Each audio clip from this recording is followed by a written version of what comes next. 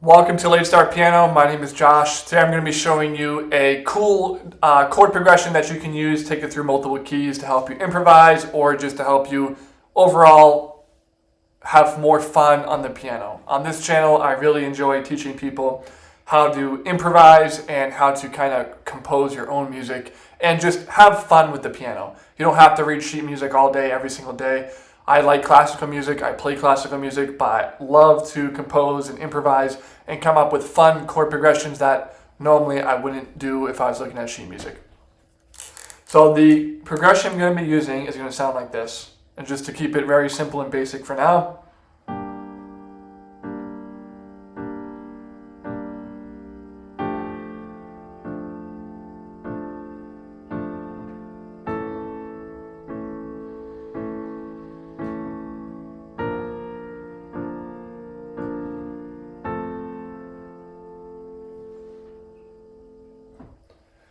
So if you know your music theory, you might recognize the scale degrees that we're using. We're really in F major, except that C, sometimes we're sharping, so really that could be a C sharp.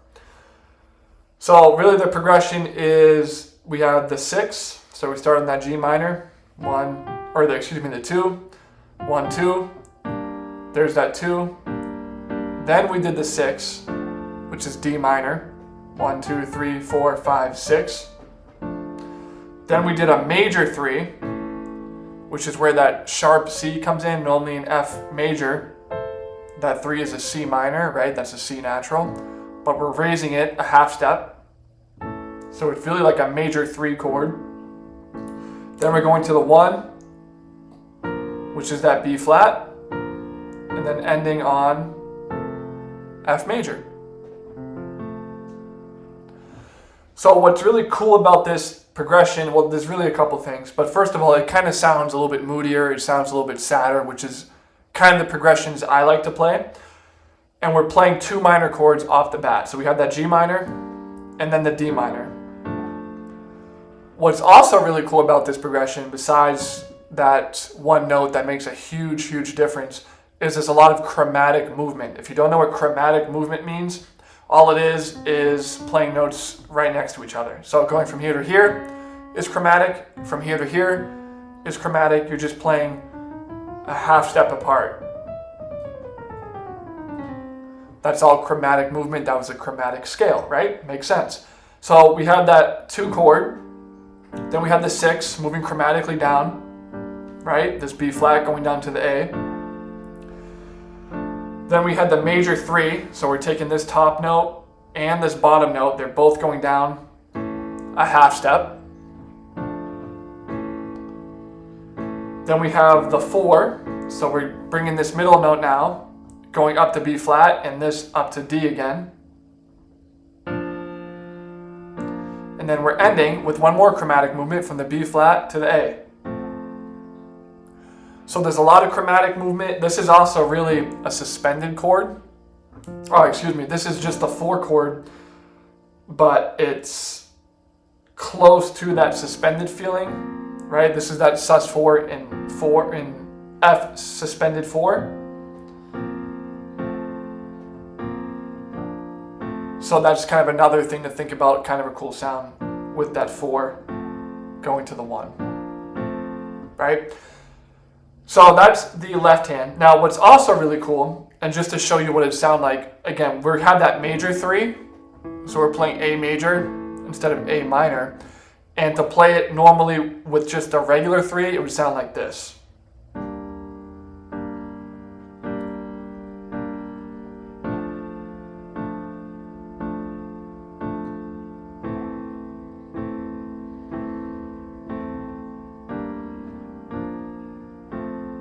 Kind of messed it up, so one more time.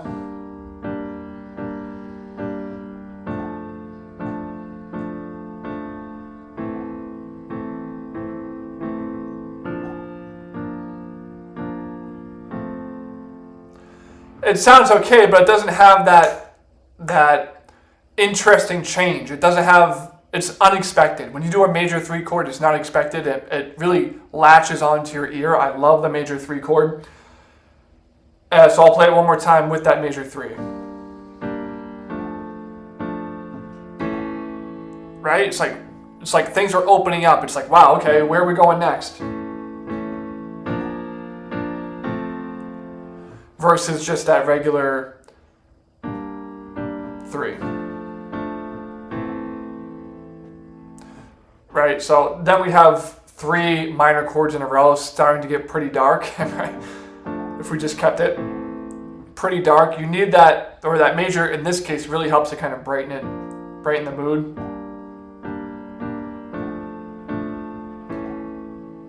And again, it's interesting. It's non-diatonic, meaning it doesn't belong naturally to the scale of F major.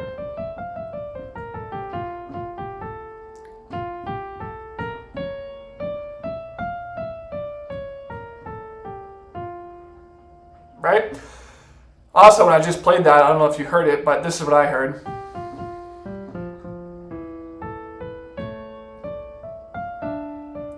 Yesterday, right, by the Beatles.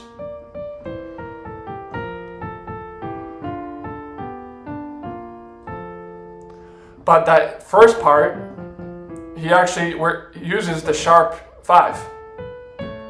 There's your A major chord right there. So that is very interesting. And now that I'm thinking about that as well, another thing is in Something by the Beatles. This one's slightly different. For one, we're in C major and we're doing a flat major 3. So in C major, we have the E, which is normally E minor. That's the diatonic chord in C. But what the Beatles did in Something, in that intro, is they flattened it. So instead of playing E natural, they're playing an E flat, and they're also making it major. There's your E flat major. Right? So they did similar as far as that they made the 3 major, but in Something they also flattened it.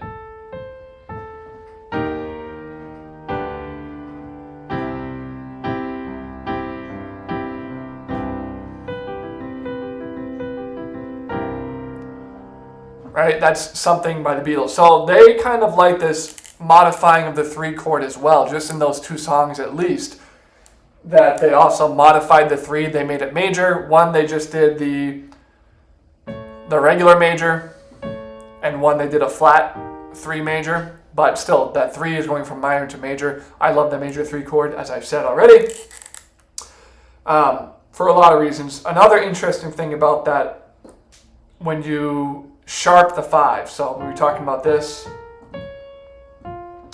is that this now becomes an augmented chord.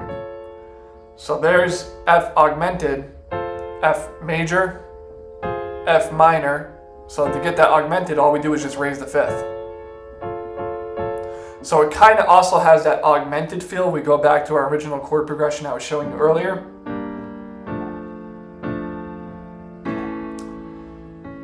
This would be the augmented tone of the 1, right? So that's another reason why the major 3 is so compelling and so different, is you kind of have that augmented feeling, even though it's not really augmented. So what we can do now with this is kind of improvise over it. So we can take our chords and just play whatever note we're playing down here. So in this case, G, B flat, and D, and we can just play that in our right hands. Then we go to D minor. Then C major.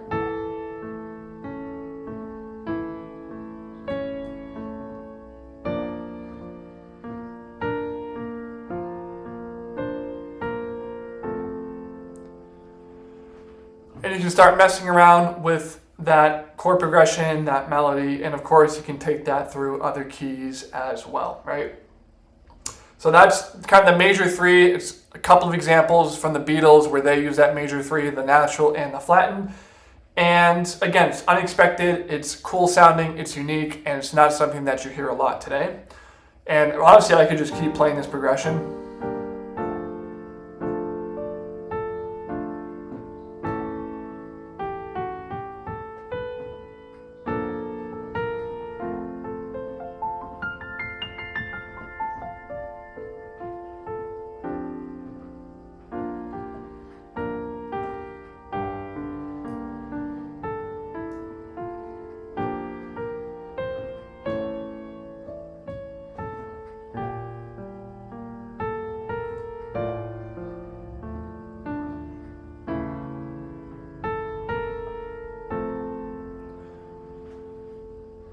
And that was just me freely improvising, changed up some of the chords, some of the melody notes, the order of the chords and things like that. But that's what you want to do. You want to just figure out chord progressions that you like that are different. This is a really good example you can use, and then make it your own. Do what you want to do with it. Take out chords, add chords if you want, add different melody notes, take away different melody notes. But this is another great tool and another lesson from the incredible Beatles that we can use and take it with us in our journey. With all that said, I'm offering lessons as well where I help you learn how to improvise better. If you're interested in that, drop me a comment down below and I will get in touch with you within 24 hours. My name is Josh, and I hope you have a great rest of your day.